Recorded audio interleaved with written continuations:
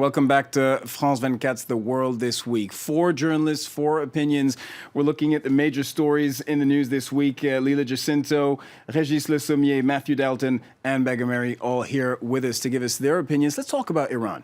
The election we don't have the results yet, but it's a huge election. Or is it? In fact, that's probably the first question I should ask you. Iranians heading to the polls to elect their parliament, also the Assembly of Experts.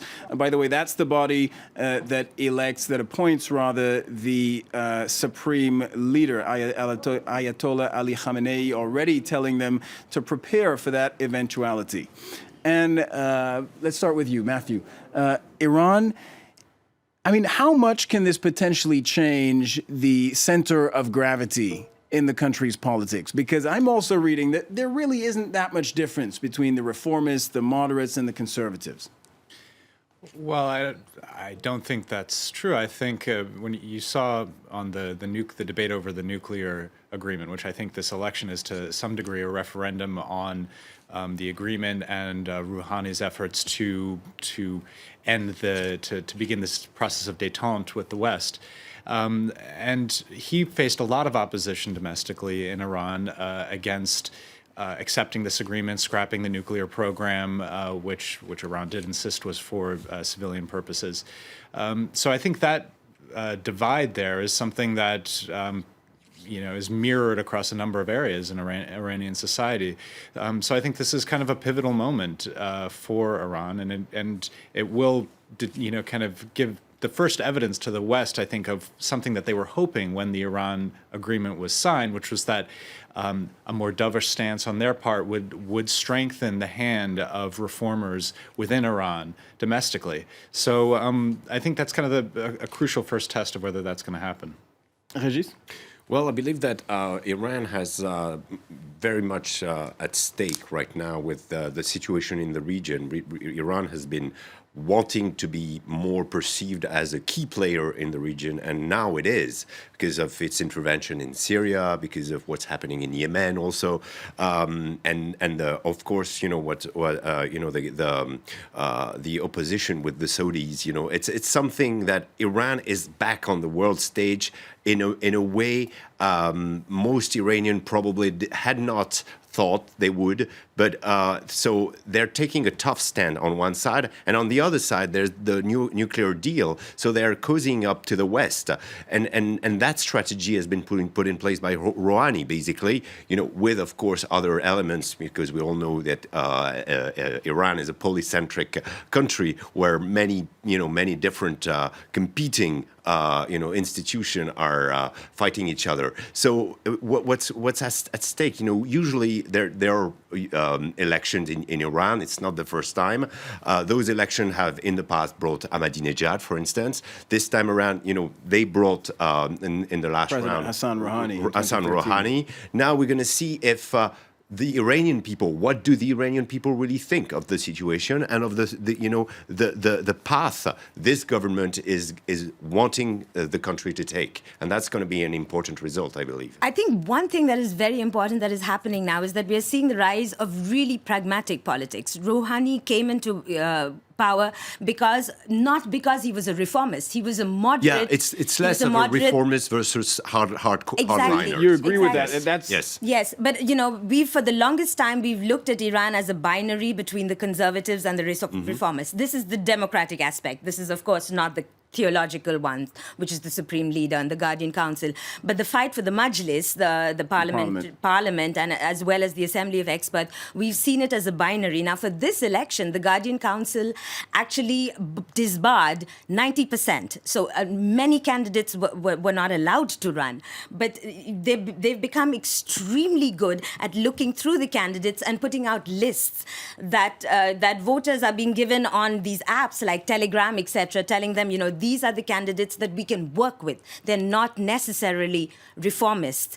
And the conservatives... So you're saying political camps are realigning towards what works. It's becoming very fluid, and the conservatives are aware that Ahmadinejad, for instance, he came into power on low voter turnout. And the conservatives are very aware that high voter turnout means the tide of the Iranian popular sentiment is definitely for opening up the country. There are very strong theocratic conservative lobbies that are going to fight very hard to keep this. But we are seeing this irrevocable process within the democratic arms of Iran, and that is very interesting to watch. A very, very brief word on the economy, too. Rouhani Which is key to so many voters. Has some domestic concerns, too. He wants to move the economy forward in an era of rapidly declining oil prices. And let's not forget that Iran is still a resource-based economy. Rouhani needs to find, one could argue that Iran needs to find broader bases for moving its economy forward. This election is also a bit of a referendum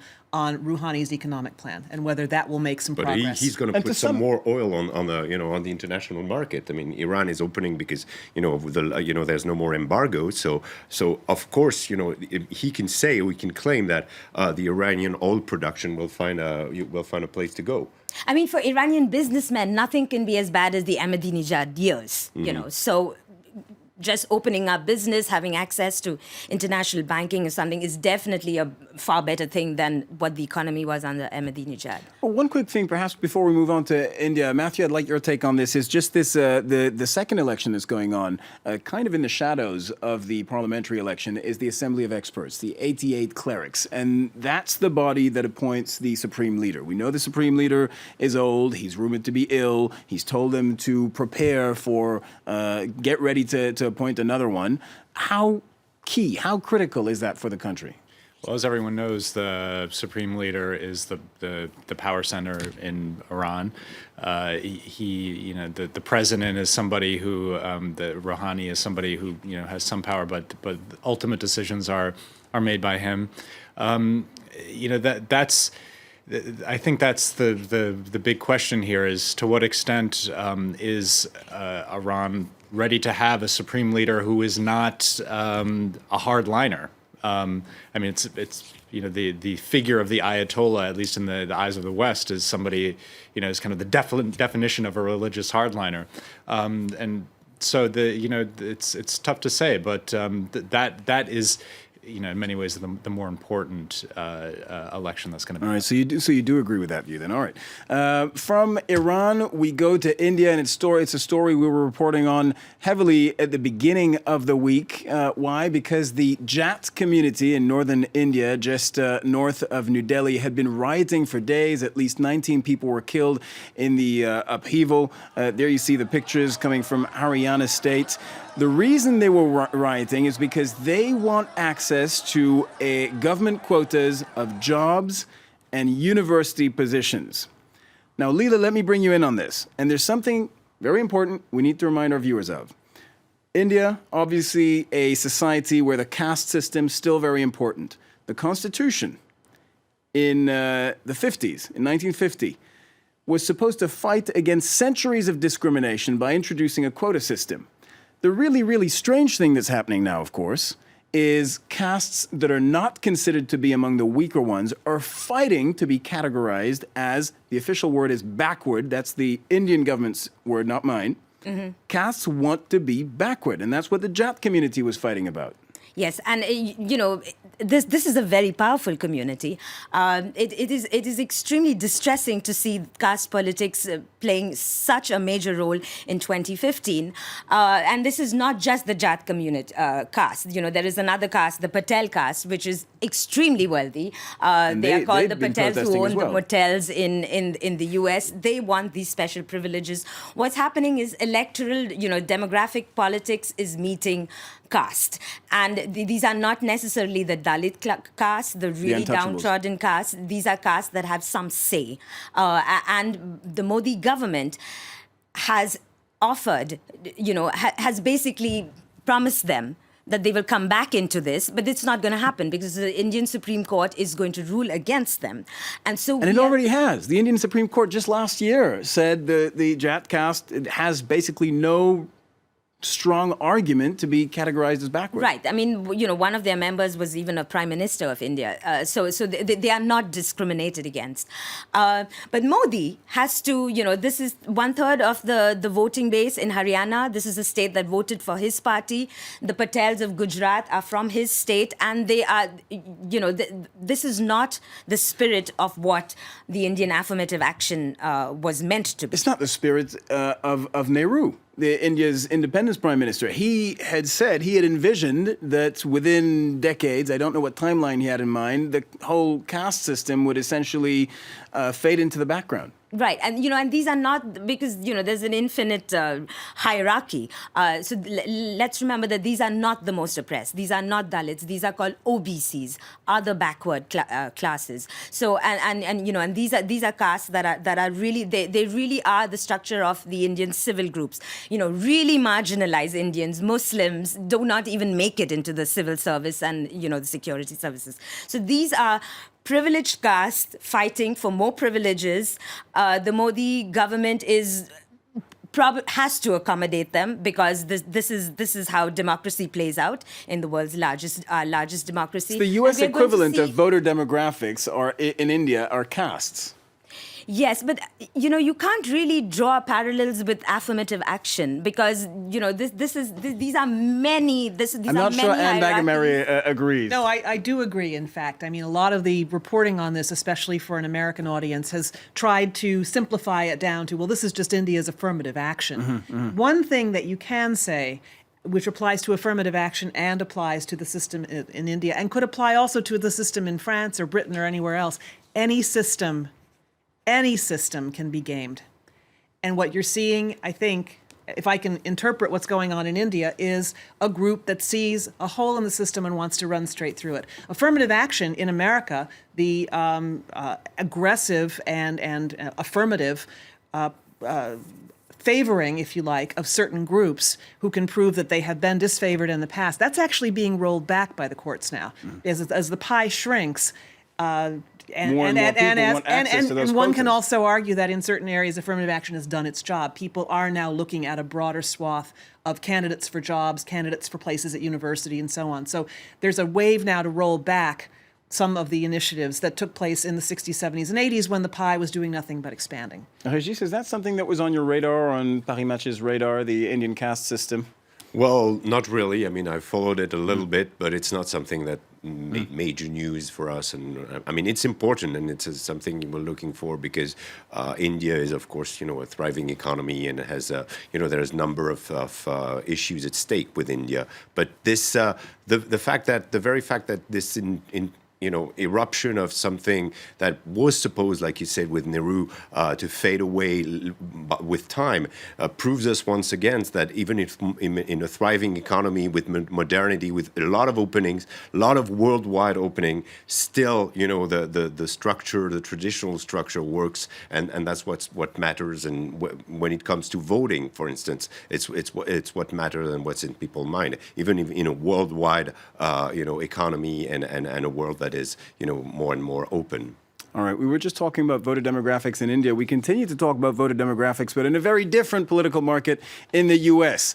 Let's focus on the race for the Republican nomination. Donald Trump, after the Nevada caucus, which he won, which he triumphantly won, I should say, had this to say. We won the evangelicals. We won with young. We won with old. We won with highly educated. We won with poorly educated. I love the poorly educated. We're the smartest people. We're the most loyal people. And you know what I really am happy about? Because I've been saying it for a long time. 46% with the Hispanics. 46%. Number one with Hispanics. All right, Donald Trump. Let's get your take, Matthew Dalton. By the way, Donald Trump doesn't like you. I know he doesn't like you because you're a reporter. And just last week, he said reporters were horrible, horrible, horrible people. He repeated it in front of his audience. His words, not mine. So with that being said, Matthew. I think actually he called the Wall Street Journal on Twitter, I think he called it sad or failing or something like that. So it's actually gotten even. That was the New York Times. No, I think he did it to the Wall Street Journal He said also. nothing about François. He said he likes France, so. But all of you reporters are terrible people Yeah. working for sad newspapers. Yeah. Well, I think, humility is not one of Donald Trump's Way to get your sins. vote. I think he's really rolling. He's on his way to becoming the nominee. He's, frankly, I don't see too much that could stop him. I mean, I think Marco Rubio had a good debate last night. Apparently, he really went after Trump with some effectiveness, and so that I think the last chance for Rubio is really after not Super Tuesday. I mean, I think he's probably not going to do great there, but some of the other states, Illinois, Missouri, there's another round of big primary states that follow that, and that's where some of maybe the more moderate Republican voters will step up and boost Rubio, because now he is seen increasingly as the moderate alternative to Donald Trump. The candidate of the establishment. Right, the candidate of the establishment, though in many ways, I mean, that kind of Donald Trump's unorthodox approach has been scrambling all of the typical labels in American politics. I mean, in many ways, in some areas, Donald Trump supports democratic policies, on foreign policy, is strongly against the Iraq War. He's non-interventionist, or is less interventionist than much of the Republican Party. Although he does say he'll bomb a number of people and win, including on the international stage. Yeah, he's also for some bombing, and also for really a lot more torture than what they did in Guantanamo Bay. Like High quality torture. Yeah, high quality torture, like not just a little bit of torture, but really a lot of torture. So And more Why stuff. did Rubio take so long to arrive at this strategy of attack? And you know what? Almost Before too you late. finish asking your question, let's listen to Marco Rubio during last night's debate. Let's do that.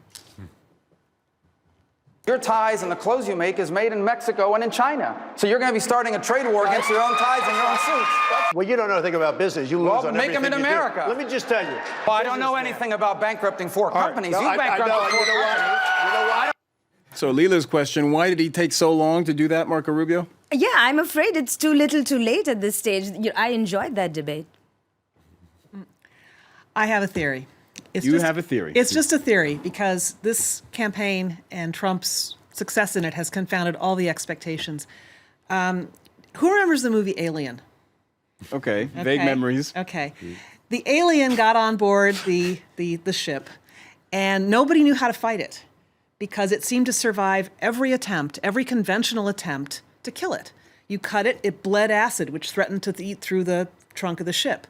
You looked at it and poked it, and it got And on we're board running on a your face. serious news business here. What are you doing? My point is, Trump is the alien on the ship, in the sense that everything that conventional wisdom says should work to derail his campaign, to convince voters that he's not worth supporting, none of it works. In fact, it goes the other way. You say he's not an educated man. He doesn't care about that. And Trump voters don't care about that. They are tired of people with Yale and Andover degrees telling them what to think. You say he doesn't have any money behind him. He's fine with that, because he thinks money buys puppets. And he's said that many, many times. The other thing that's interesting about Trump, and why he seems to be going on, and in fact, what Marco Rubio did in the debate last night was he finally used Trump's strategies against him. He told the truth. Trump is not always Yeah, but is that going wrong. to work, though? No, Can you he's- Trump? Rubio I didn't do I that say- on purpose. Trump occasionally says things that are absolutely right on that no one else will say. Okay? The reason Jeb Bush isn't in the running anymore is that Trump said the Bush emperor had no clothes. He said George W. Bush was a bad president. He did not keep America safe. He was asleep at the switch at 9/11, and afterwards took America into two disastrous wars, which made the world a much less safe place. Nobody else in the Republican establishment was ever going to say that. Trump did, and it completely imploded the Jeb Bush campaign, because those were the coattails Jeb was riding on. Trump said those things. People said, "Oh my goodness, listen to him. He wasn't wrong." Somebody's saying it. There are plenty of things he says that aren't wrong. Now, Rubio finally said some things that aren't wrong. Donald Trump gets his ties made in China. Donald Trump employs foreign workers in his establishments in the U.S. rather than American workers. So he's going to fight an immigration battle against himself. Finally, Rubio, and to a certain extent Cruz, although I don't know if anybody's listening to Cruz anymore, they are finally using Trump's tactics against him, and it's working. But this is not a campaign like any other, and we are all finally waking up to the fact that you can't judge it by the usual standards. Looking at the fact that Chris Christie's just endorsed Trump. That's the news at the moment. Governor of New Jersey, yes. Think or believe that it's working. I do believe quite the contrary, that actually if you take Christie's has a potential of attracting more moderate people towards Donald Trump. Christie's not a moderate. He's from New Jersey. He's a guy, he has popular stance. I mean, and we can say he's reuniting New York and New Jersey maybe in a way. No. But I think what's make, and specifically because of what you said, Trump was the one who said to the Republican Party, the Iraq War was wrong. So that makes Trump look new, And what the people are looking in that election, look at what happened to Jeb Bush, look at the difficulties that Hillary Clinton is encountering. A lot of people don't want to go back to the past. They don't want to have the Clintons back. They don't want to have the Bush back. That's why Sanders, who came out of nowhere, is so popular today. Exactly. And Trump looks new. Trump looked like a guy who speaks his mind, who's gonna, and most of all, what the people like about him is his entrepreneurial spirit, the fact that he's able to, make factories, maybe go bankrupt, risk something, and then come back alive, and people love it. The Trump message, though, within the Republican Party, it's interesting, is not new. I mean, his platform is more or less Pat Buchanan's platform. Pat Buchanan was this kind of paleo-conservative maybe who came ran at the wrong moment. Exactly. Well, I mean, I think that's part of it. The parties were holding much more their base at that time. Well, I think there are two things. First of all, that the fracturing of the media, I think, is very important here. The media didn't really give Pat Buchanan much time, much airspace. That has changed with Twitter. Trump has his own microphone. And then there's the fact that Trump himself is, face it, a extremely skillful politician. I think he has a flair for the media. He has a flair for speaking in public that has been incredibly effective, no doubt. Yeah, there's a wonderful, the latest cover of Rolling Stone magazine is all about Trump. And Matt Taibbi, who's the heir to Hunter Thompson as the gonzo political journalist in the U.S., but he also usually hits it right on the head. He says, the thing about Trump is that he's the best con man that we've ever seen in American politics.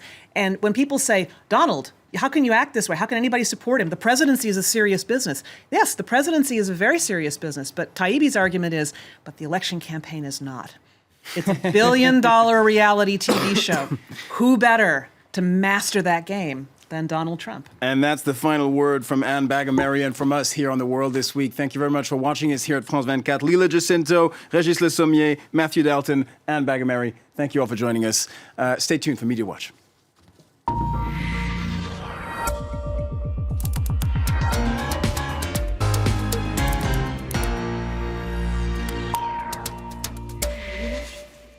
All right, Nick Rushworth joins us here for Media Watch. I believe these are yours, Nick. What are we going to be talking about this evening?